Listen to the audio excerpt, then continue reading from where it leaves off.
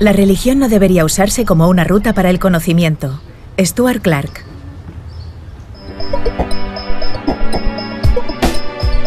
Recientemente en redes contamos con la presencia del astrónomo y divulgador científico Stuart Clarke. En este capítulo veremos la segunda parte de la entrevista en la que Punset y Clarke siguen profundizando sobre los grandes misterios del universo como el origen de la vida, el motivo por el que el universo tiene la misma temperatura en todas las partes y sobre la existencia de Dios y la relación de la ciencia con la religión.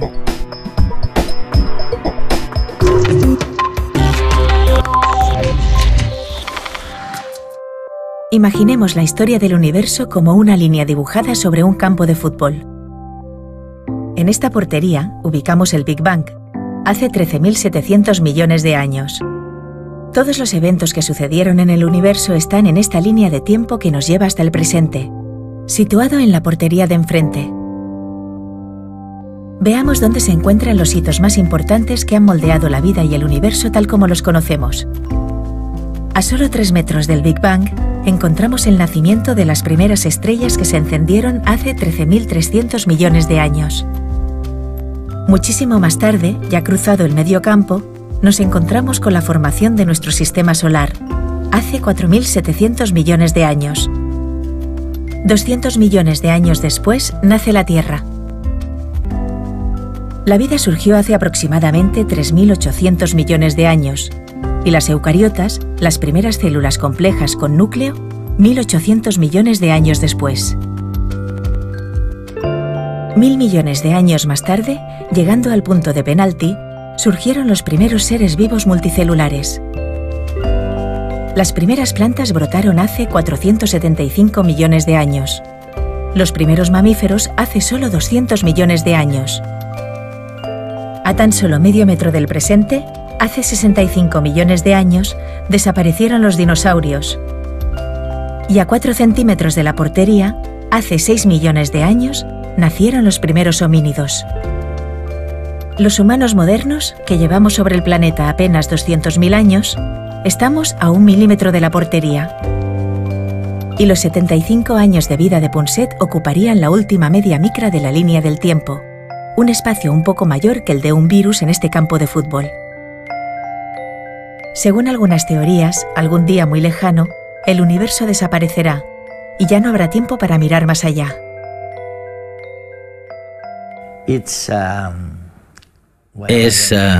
La verdad es que no sé si describirlo como fantástico, apasionante, majestuoso, o qué sé yo, pero recuerdo que hace mucho tiempo, tal vez unos 10 años, un buen amigo trabajaba para la NASA en California.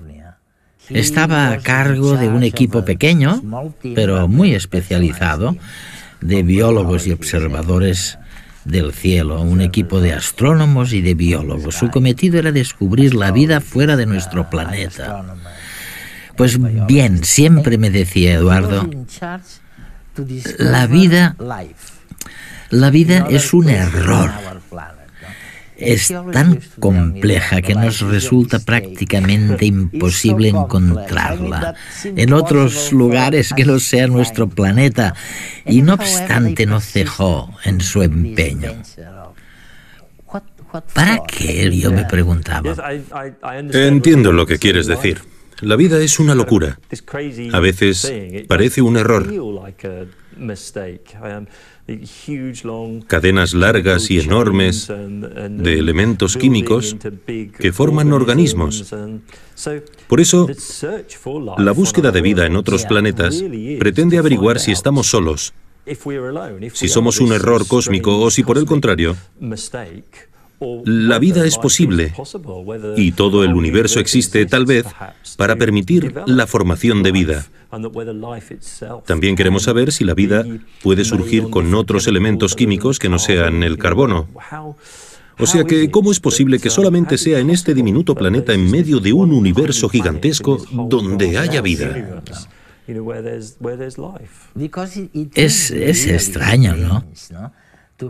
Probablemente seamos la única especie, esto también me lo dijeron hace muchos años, capaz de observar el mundo microscópico, el de las cosas que apenas se ven, ¿no? Pero a la vez nos hallamos a mitad de camino de las grandes obras de la naturaleza, como el sol. ¿Crees de verdad que somos realmente una especie privilegiada en este sentido, de ver lo pequeño y lo grande?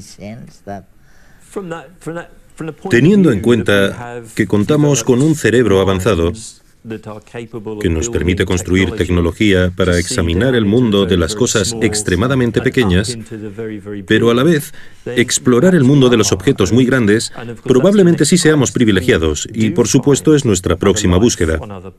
Si hay vida en otros planetas, entonces la pregunta es, ¿puede esa vida ser inteligente como nosotros? ¿Puede haber otros observadores inteligentes en el universo que intentan mirar ahí afuera para descifrarlo todo?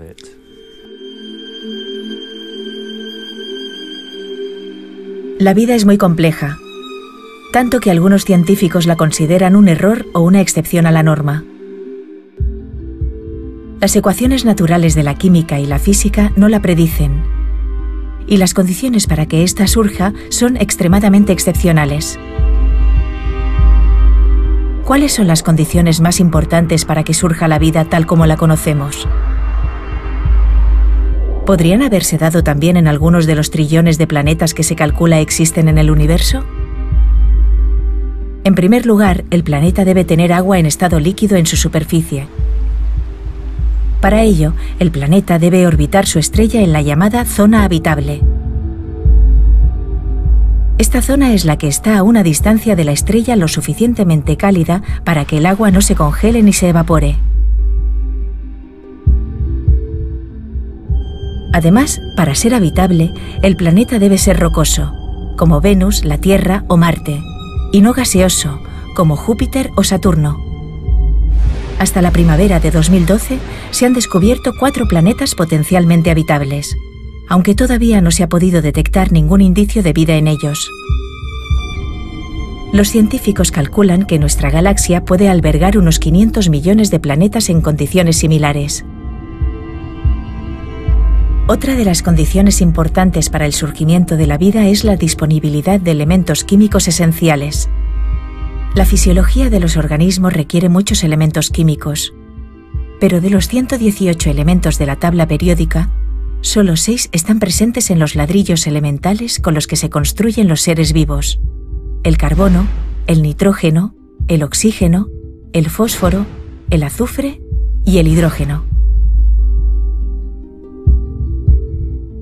Existen otros requisitos para que la vida surja en un planeta, y la combinación de todos ellos es el equivalente a una lotería cósmica.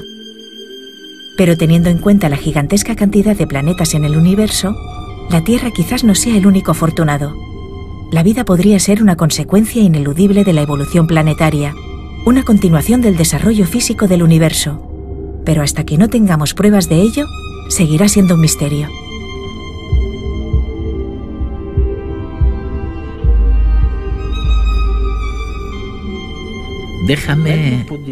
Déjame plantearte un misterio u otra pregunta al que llevo mucho tiempo dándole vueltas. Decimos que, en cierto modo, también somos afortunados porque evidentemente se necesita mucha suerte en la vida. Y además somos afortunados por tener, al parecer, una temperatura constante en todo el universo. Me refiero a que podemos alejarnos a más de 150.000 años luz de aquí, o incluso mucho más lejos, y siempre encontraremos la misma temperatura en cualquier lugar del espacio exterior. Siempre habíamos creído, así me lo contaron de niño, que eso había surgido en el inicio del universo con el Big Bang y lo que denominamos la fase inflacionaria del universo, ¿no? Pero ahora, al parecer, algunos expertos sostienen que no tiene nada que ver con la inflación.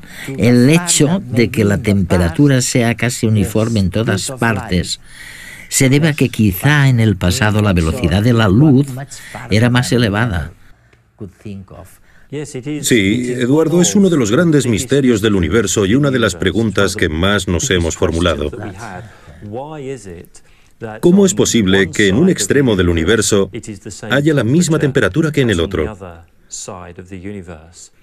Si los rayos de luz de ambas zonas acaban de alcanzarnos justo ahora y llevan viajando a través del espacio gran parte de la vida del universo, es imposible que se hayan cruzado varias veces para igualar las temperaturas. Entonces, ¿por qué tienen la misma temperatura? ¿Por qué no son todos los lugares distintos?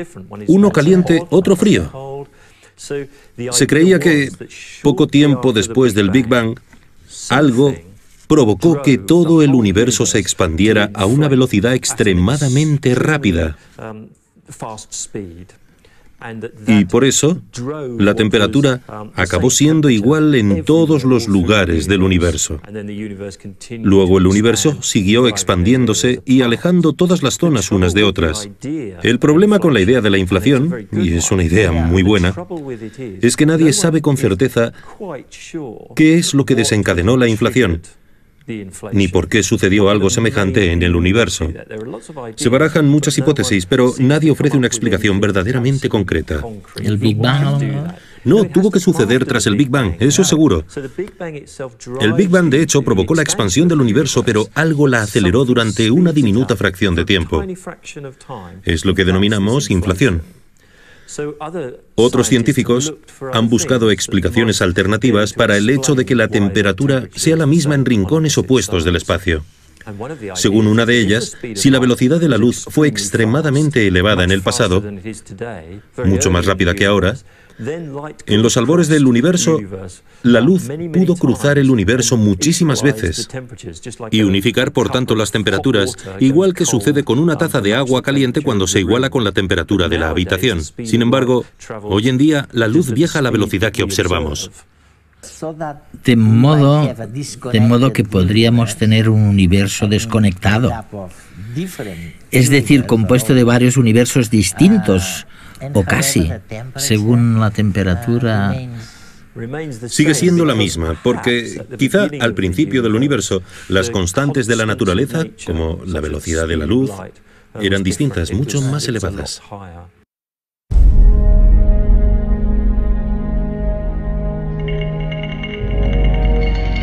Si tiramos la primera ficha de un dominó, van cayendo todas hasta tumbar la última. Para que las fichas de los extremos hayan terminado en el mismo estado, tumbadas, las del medio lo han tenido que transmitir, han ejercido de mensajeras. Esta transmisión ha llevado un tiempo determinado. Esta misma situación sucede para la temperatura. El Sol, por ejemplo, usa los rayos de luz para calentar la Tierra.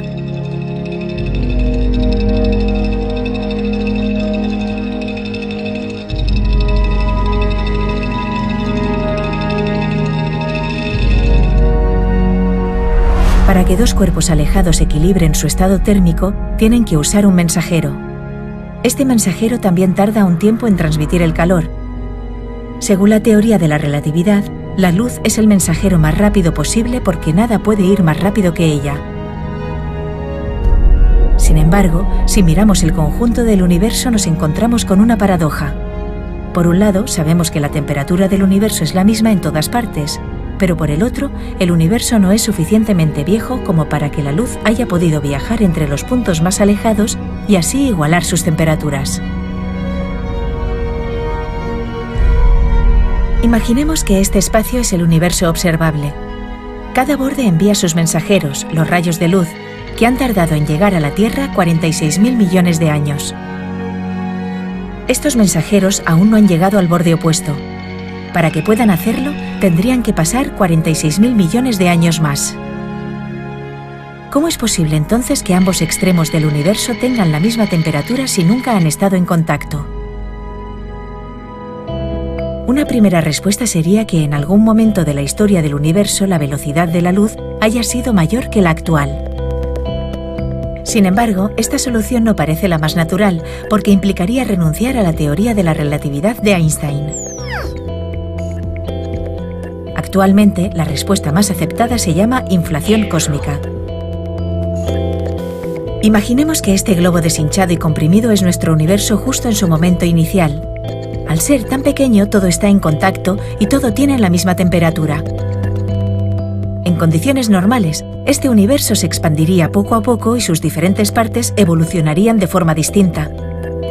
Al final llegaríamos a un universo diferente del que tenemos hoy, porque cada parte tendría su propia temperatura. Sin embargo, la teoría de la inflación cósmica propone que justo después del momento inicial, el universo se expandió con una velocidad mucho mayor que la de la luz. Esta expansión duró una pequeñísima fracción de segundo, pero provocó que el universo se hiciera mucho mayor de forma casi instantánea. Después, las distintas partes del universo no habrían tenido tiempo para evolucionar por su cuenta y tendrían la misma temperatura. El universo se habría hecho mucho más grande sin perderse la homogeneidad de temperatura inicial. Podemos pensar que esta solución también contradice la relatividad de Einstein. Nada puede ir más rápido que la luz. ¿Es esto cierto? Concretamente, la teoría de Einstein dice que nada que viaje a través del espacio puede ir más rápido que la luz. En nuestro globo, el espacio es su superficie. Por lo tanto, ningún objeto que se mueva en ella puede superar este límite. Sin embargo, en la inflación, lo que se expande más rápido que la luz es el propio espacio, el propio globo. Así, ninguno de los objetos del universo tiene una velocidad superlumínica. Esta expansión del espacio por encima de la velocidad de la luz sí que es compatible con la relatividad de Einstein.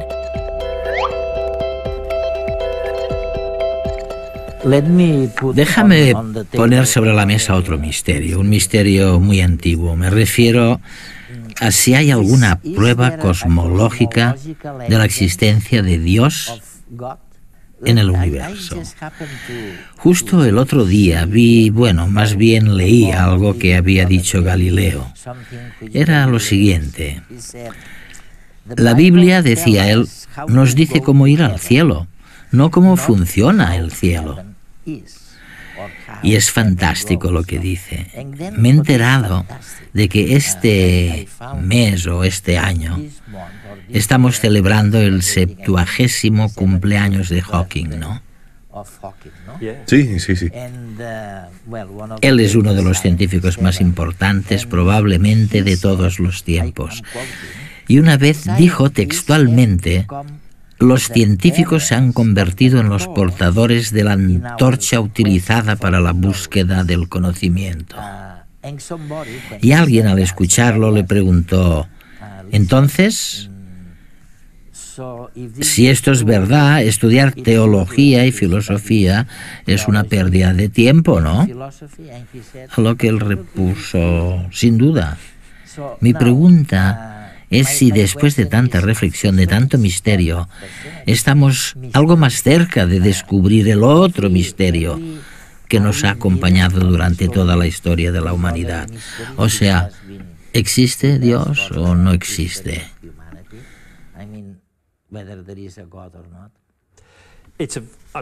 Es una pregunta fascinante. La ciencia y la religión a veces chocan. Inicialmente Galileo, por ejemplo, y el matemático alemán Johannes Kepler, que trabajó en Alemania en el mismo momento en el que Galileo trabajaba en Italia, eran muy devotos. Creían incondicionalmente en Dios y estaban convencidos de que el trabajo astronómico que realizaban les ayudaría a comprender a Dios y a comprender la creación del universo por parte de Dios. Y Newton, en Inglaterra, 50 años después aproximadamente, creía exactamente lo mismo, que estudiar el universo de un modo científico le permitiría estar seguro sobre lo que uno observaba y sabía del universo, pero también le ayudaría a conocer un poco más la mente del Creador, del propio Dios. Los problemas entre la ciencia y la religión no tardaron en manifestarse. Enseguida se vio que lo que la ciencia empezaba a descubrir era virtualmente imposible de conciliar, de equiparar con el supuesto papel de Dios en el universo. Confundido, hasta el mismo Newton se preguntó en un momento dado si la propia gravedad no sería voluntad de Dios. Gracias a la teoría de Newton, él pudo describir lo que hacía la gravedad, pero no sabía lo que era, porque existía y no sabía cómo funcionaba. Y lo más curioso es que seguimos igual que Newton. La gravedad sigue siendo uno de los grandes misterios. ¿Qué es la gravedad? ¿Qué significa? ¿Cómo funciona? El caso es que Newton se preguntaba si la voluntad de Dios estaría tal vez encarnada en la gravedad. Eso no gustó nada a los religiosos porque habría significado que Dios estaba constantemente trabajando para mantener el universo en marcha, mientras que su idea era que Dios había sido simplemente el creador inicial, que había creado el universo al principio de los tiempos y luego el universo funcionaba solo. No fue hasta el siglo XX cuando un sacerdote belga llamado Georges Lemaitre, que también era un físico excepcional, logró desvincular completamente la ciencia de la religión. Para ello recurrió exactamente a una cita de Galileo. Dijo: la Biblia y la religión nos hablan de la salvación del alma humana, de cómo vivir una buena vida e ir al cielo si uno cree en el más allá. El conocimiento del universo, la relatividad general, por ejemplo, no es necesario para la salvación del alma. También habló sobre el hecho de que Dios creara el universo en el Big Bang durante un día concreto. Según él, hubo una vez un día sin ayer, es decir, hubo un momento en el que el espacio y el tiempo fueron creados por Dios. La ciencia en sus mediciones suele medir o bien el lugar que ocupa un objeto en el espacio o el tiempo que se necesita para mover algo o hacer algo. Así pues, hasta la creación del espacio y del tiempo, la ciencia no podía funcionar. Si Dios existe antes del espacio y del tiempo y crea el espacio y el tiempo que luego dan lugar al universo, la ciencia jamás podrá decir nada sobre si Dios existe o no, porque existió en un lugar anterior al espacio y al tiempo. Así fue como Lemaitre separó la fe y la religión del conocimiento. Del conocimiento, eso es, y dijo que eran dos cosas distintas. La religión, las creencias religiosas impulsadas por la fe, por un lado, y por otro lado, la ciencia, impulsada por la búsqueda de conocimiento. Ambas cosas nunca se mezclan y no deberían hacerlo. La religión no debería usarse como una ruta para el conocimiento, ni tampoco la ciencia debería usarse como una vía para probar o refutar la fe.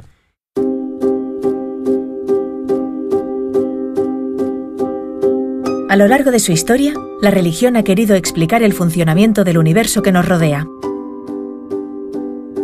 Sin embargo, con el paso del tiempo, el peso del conocimiento científico ha ido dejando menos espacio a la acción de un Dios todopoderoso. En el siglo XVI, Copérnico descartó que la Tierra estuviera fija e inmóvil en el centro del universo y propuso el Sol como epicentro del sistema solar. Al cabo de unos años, Galileo pudo demostrar con datos esta hipótesis. El hombre dejaba de estar en el centro del universo. Más tarde, Kepler apartó a Dios del movimiento de los planetas, descubriendo las leyes que los describen. Newton, con su teoría de la gravitación, explicó cualquier movimiento que se produce en la Tierra, dejando de lado cualquier intervención divina. En el siglo XIX, con Charles Darwin, el hombre dejaba de ser una creación de Dios para ser una evolución del mono. Einstein, un siglo más tarde, descubre la teoría de la relatividad que explica la evolución del universo desde su origen, desde el Big Bang. ¿Qué hubo antes de este instante inicial? ¿De dónde aparece la concentración de materia primigenia? Algunos religiosos defienden que el Big Bang es la expresión del acto de creación divina. Sin embargo, la aparición de la teoría de los multiversos podría descartar otra vez esta posibilidad. el Big Bang sería el inicio de uno de los muchos universos paralelos y dejaría de poder interpretarse como el momento singular de creación divina. La religión deberá dejar de explicar los fenómenos naturales para centrarse en las cuestiones espirituales y de fe.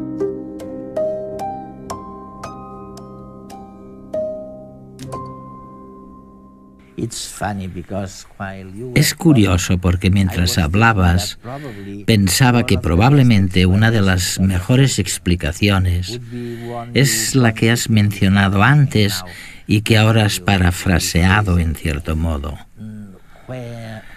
Al buscar vida en otros planetas, en realidad tenemos un objetivo preciso. El día que encontremos una nueva forma de vida distinta, sabremos lo que somos. Del mismo modo que quizá el día que encontremos un nuevo planeta, despejaremos la incógnita del qué, el quién y para qué se creó este planeta. Creo que es cierto, sí. Me parece que a todos nos gusta conocer gente nueva para ver si somos normales comparados con los demás y para ver si encajamos bien con la sociedad y la cultura que nos ha tocado vivir. Si fuéramos capaces de encontrar otro planeta con vida, podríamos estudiarlo para comprobar si la bioquímica es la misma. Además, si los seres vivos fueran inteligentes, también podríamos preguntarles qué opinan acerca de los grandes misterios. Aprenderíamos muchísimo sobre nosotros mismos simplemente haciéndoles preguntas.